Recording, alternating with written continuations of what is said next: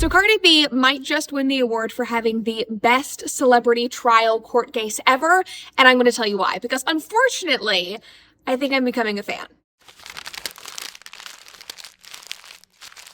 Okay, so I know that was a lofty thing to say, especially in the era of Blake Lively and Jess Baldoni, coming on the heels of Johnny Depp and Amber Heard. Obviously, we had the Gwyneth Paltrow ski case last year. There have been a lot of prolific celebrity court cases recently, and yet now this new one with Cardi B has fallen into my lap, and I fear that she might actually just take the cake. And it's not because this case is so riveting or is so deep for whatever reason. It's simply because she is so freaking funny, and we need to talk about it. Before we do, though, make sure that you subscribe and like this video and ring the notification bell, all of those things. Okay, back to the story. So like I said, we have had a ton of celebrity court cases, and usually with these cases, even though they're funny and they go viral, there is something deeper here. And for example, with Justin Baldoni, with Blake Lively, Amber Heard, Johnny Depp, the core issue of those cases was Me Too. That is what we're seeing with Blake Lively. That has broken the conversation even more open than when it was broken open with Johnny Depp. But I honestly think that there is something that goes even deeper, and that is simply greed. It is a desire to destroy somebody's reputation for your own gain. It is a desire to make money off of their backs. And I think regardless of whether there is a social issue at play in any of these court cases, most of these trials that involve celebrities really goes back to that, especially when they are being sued by somebody who is not in the public eye. And that is what happened with Gwyneth Paltrow. She allegedly collided with a guy while she was skiing, I think in Park City or something. He sued her. It was very dramatic. She came into court and she was like, you can give me $1. I literally don't care if I win. This is just so ridiculous. And that is what is going on with Cardi B. But before we get into Cardi B, I do want to make the argument that that is also what happened with Amber Heard, and that is also what happened with Blake Lively. Because yes, Blake Lively is alleging that Justin Baldoni sexually harassed her, that, the set of their movie was this awful, toxic place. But at the root of that, even though we are talking about Me Too and we're talking about how this is a big social issue, at the root of that is her desire, in my opinion, to ruin a man's reputation because he did not allow her to take over his movie because she wanted to do that with her husband, and the internet and the public turned on her. And so now she is lashing out and she's trying to turn it into some huge trial and something that she can win. She's trying to Me Too him through this. That is what I believe. I'm alleging that, Blake. I haven't been subpoenaed yet. Maybe I will be. Who knows? But at the root of it, I think that it's anger, it's greed, and it's wanting to destroy somebody's reputation for your own gain. And again, that is what is happening with Cardi B. So, if you did not know, Cardi B is in the middle of a huge court case right now. She is being sued for $24 million.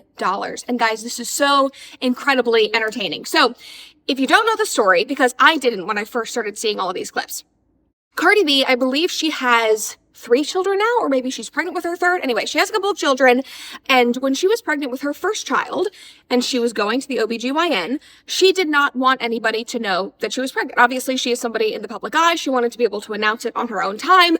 So she had met with her OB, and they had come to an agreement that the office would be shut down when she comes in. There wouldn't be any other patients. She would be able to come in, not have to be dressed up, not have to be Cardi. She could just go in, be a mom, do the ultrasounds, do the whole thing, would not have to worry about anything.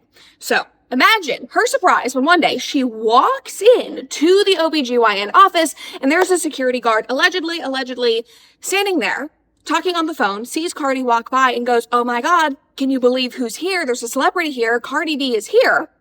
And then pulls out her phone and starts filming, or gets off the phone and starts filming her, is what Cardi says. Cardi turns around because, again, she's gone, to lengths to keep her, pregnancy from getting out, from, this being talked about. She says, "Why are you filming me? Stop filming me." These 2 women get into what Cardi says is a verbal altercation. The security guard is alleging that it became physical and that Cardi attacked her and specifically scraped her face with her long ass nails and cut her face. Now, all of this allegedly happened in 2018. Now, what is interesting, in my opinion, is that the security guard, even though she is suing her for $24 million for this altercation, she waited 2 years to sue her. What happened? in those 2 years? I don't know. Maybe I'm just being a brat here, but did you go broke? Like, what happened? Like, why did you wait 2 years to sue for $24 million? Anyway, she waits 2 years, sues her. But then something even more interesting happens. In 2022, she allegedly, the security guard, finally goes to a plastic surgeon to deal with the scratch that she allegedly has from Cardi B's nails, and allegedly has to pay between $15,000 and $20,000 to get this scar worked on, healed, microneedled, whatever happened. And this plastic surgeon has now taken the stand in this case. So again, the timeline happens in 2018. She waits 4 years to go to this plastic surgeon to get this awful, awful scratch microneedled off of her face. And she is suing Cardi B for $24 million. So this is the testimony from that security guard. I'm going to read this to you. We'll put it on the screen here. So her name is Imani Ellis. And again, $24 million, which is insane. $24 million because she's traumatized because of this altercation, because allegedly she was trying to expose and film Cardi B when she did not want to be filmed, when it was supposed to be private. She is dealing with PTSD. So she says, quote, she's talking about Cardi, swearing, F you fat ass, something is what Cardi said allegedly. Expletive. I'm going to beat your ass. I'm going to get you fired. Racial slur. That's why you do security. Ella said, choking up as she recalled what she described as, quote, super traumatizing. Sorry, guys. The testimony, the text that I'm reading has all of the swear words blurred out, which is great so that I'm not reading them to you guys and tainting your ears, but it made it difficult to read. Ellis, the security guard, also testified that Cardi B spat on her. When asked if Cardi B attempted to strike her physically, Ellis replied she did. Ellis additionally claimed to have a facial cut from Cardi B's fingernails and testified that she dealt with anxiety, depression, post-traumatic stress, insomnia, and body shaming as a result. Insomnia, anxiety, and post-traumatic stress from a verbal, possibly physical altercation with Cardi B that gave her a scar. Now, you might be interested in seeing this. This right here is the scar from Cardi B's nail. Where? Like, do I need glasses? What am I looking at? This is what they played in the courtroom. They were like, look here, here's the scar. Where? I know that this is like a photo of a photo, but I'm sorry, for $24 million, I should see like a gash the size of an axe in your cheek if you are getting post-traumatic stress, anxiety, and insomnia from this. Like, this is so incredibly ridiculous. This is almost as ridiculous as people fear-mongering Gen Z and millennials and saying that you will never be able to buy a home, which you will be able to do with the help of my friends over at Fellowship Home Loans. And real talk, guys, if you are waiting for the perfect time to buy a house, you might just miss it because there is no perfect time or timeline for every person. And I get it. Prices keep climbing, the debt keeps stacking, the interest rates are insanely high, boomers are not selling their homes, and it often feels like you will just never catch up. But that is why I love and trust Fellowship Home Loans. The owners are Mike and Brian, are guys that I know. They are about getting you in sooner, not just someday, because I promise you home ownership is possible, especially for young people. They've got smart tools that you're probably not hearing on the news or on fear-mongering TikTok, like low down payments, first-time homeowner loans. That's how I was able to buy my house, seller concessions, temporary rate buy down, stuff that actually makes buying a home doable now. And if you already own a home, you could pull out your equity in days with some of their programs to put more money in your pocket. And pro tip, if you refinance, you could even skip 2 mortgage payments. Yes, actually, 2 whole payments. And the best part is Fellowship Home Loan starts with a free mortgage checkup. Honest answers, no pressure, just options that can help.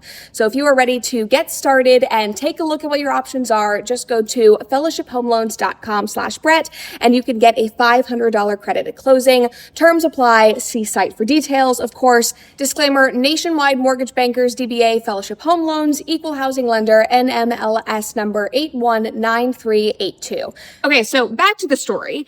I think now you understand why I needed to talk about this, because this case is so absurd. And I feel like I should have talked about this at the top of the episode, but you might be like, Brett, why are you in your bedroom again? Why are we in your bedroom so often these days? Okay, my child, I'm pregnant right now, This child was supposed to be here by now. Like, my maternity leave was supposed to start. I actually have like a full slate of pre-recorded episodes. We're going to start on Labor Day today, Monday, for you guys. I recorded them over the last couple of months. I think they're very interesting. They're like well-researched, like deep dives into things, different cultural topics that I've been thinking about since we've been covering news recently.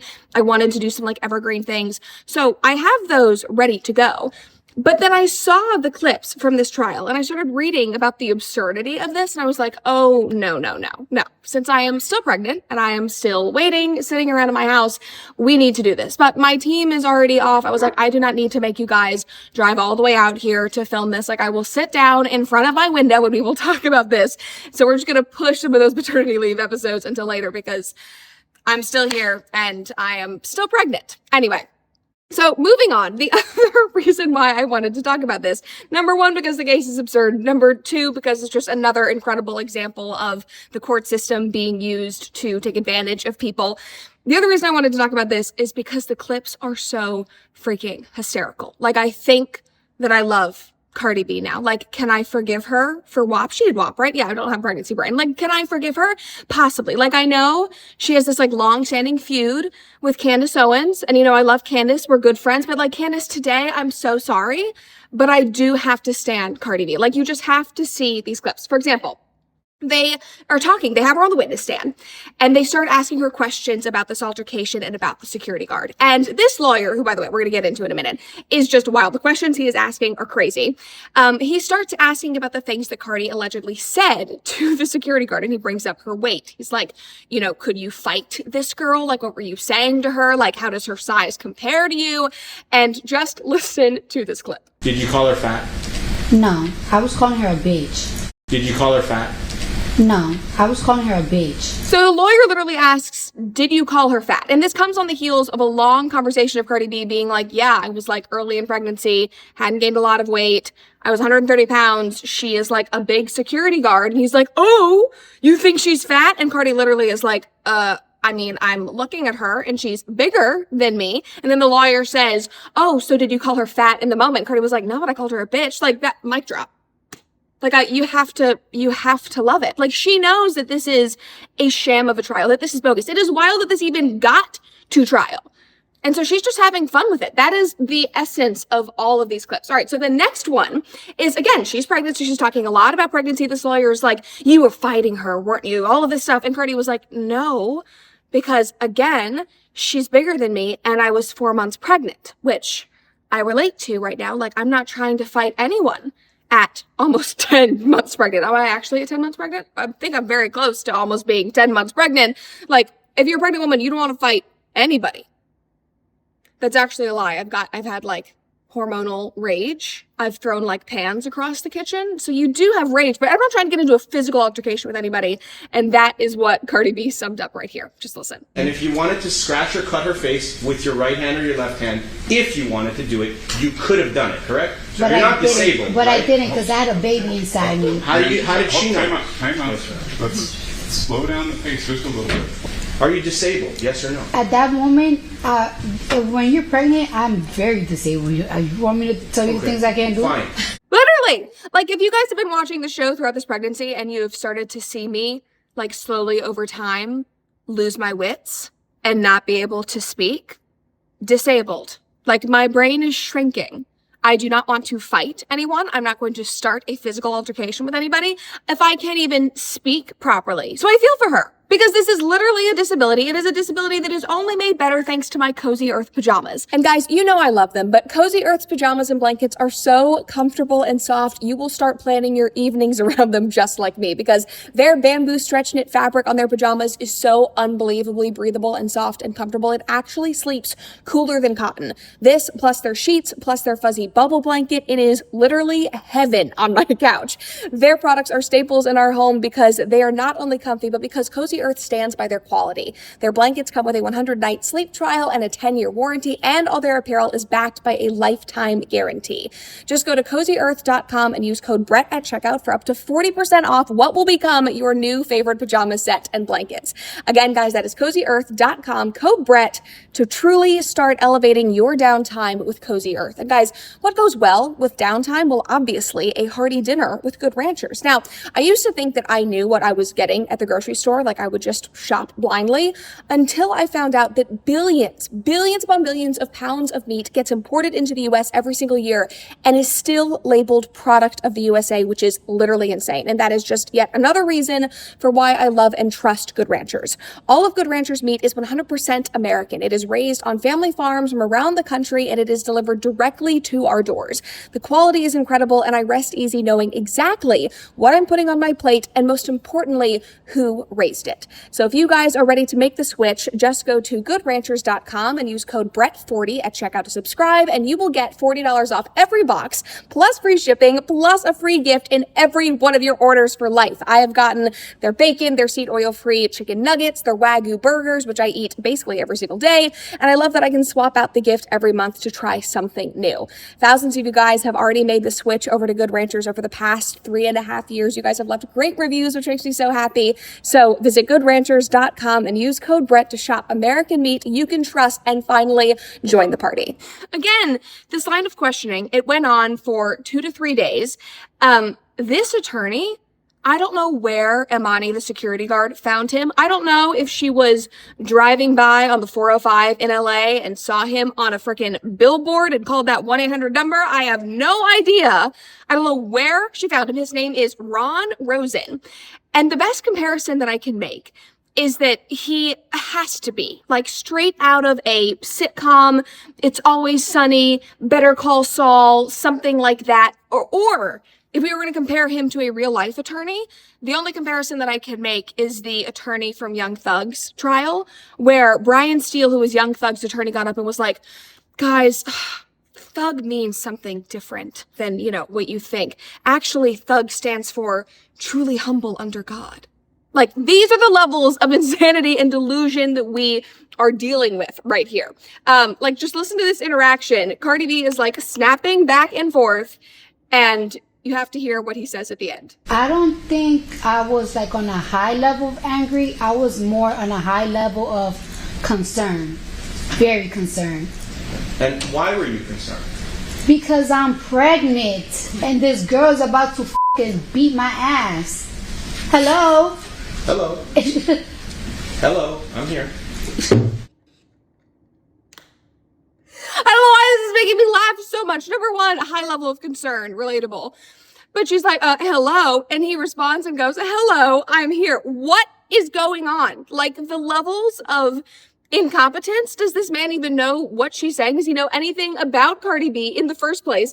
Like, on another day, she came in with different colored hair. Like, she has had impeccable style throughout this entire court case. Crazy outfits. She's had like bangs for a moment. She's had updos. She's had blonde hair. She's had black hair. And she came in with blonde hair, and he included her hair in the line of questioning. Just listen. Yesterday you had black hair, short hair. Today it's blonde and long. Which one is your real hair? Or are they both real? They're wigs. Her facial expressions are so incredibly good. She's like, okay, this is going to be like the easiest trial ever. They're wigs. This is what we're dealing with.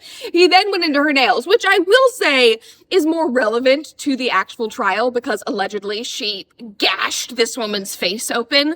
$24 million worth of gashing with her nails. But he literally asks her like how long it would take for her to take her short nails and make them longer. I don't know if he wants her to go put them on so that he could have her demonstrate fighting with the security guard. No idea, but just take a listen. If I wanted you to change them to 3-inch nails, how long would it take for you to do that right now? Well, it really depends. Like these are like glued on, so they will be a little bit quicker. Sometimes I do acrylic, which can last me on for 2 weeks. I will literally have to take like 2 hours to melt them off. if they're acrylically on. And the conversation doesn't end there. She keeps going. She's like, and then I could have them on for like 2 weeks. And then he asks more questions. She's like, well, I mean, these are, I have these glued on, whatever. It is a full conversation. Not about like how strong her nails are. Could they gash somebody's face open? It's like, well, could you put them on right now? Like, where is this going? The questioning is absurd. The trial itself is absurd. But it's providing me with endless entertainment. Like, if I'm going to be a million months pregnant, filming in front of my bedroom window, I would like it to be about this. Like, this is highly entertaining for me. And I just have to say, like, all the streaming services are struggling right now. Netflix, Hulu, Amazon, Paramount, everybody's like, we need new content, all of this stuff. Disney's like, how do we get men to watch? Well, you could start with getting a licensing deal with the court system. I don't even know the right way to say that, but you should be streaming this onto Netflix. I should not have to go onto cable television to watch this. I should not have to go onto like Court TV YouTube channel, which is great for those channels. This should be a Netflix special. Like, if a case like this comes up, if Cardi B is getting sued, if Gwyneth Paltrow is getting sued for colliding with a fellow skier and is showing up to Park City Court, like, that should be on Hulu.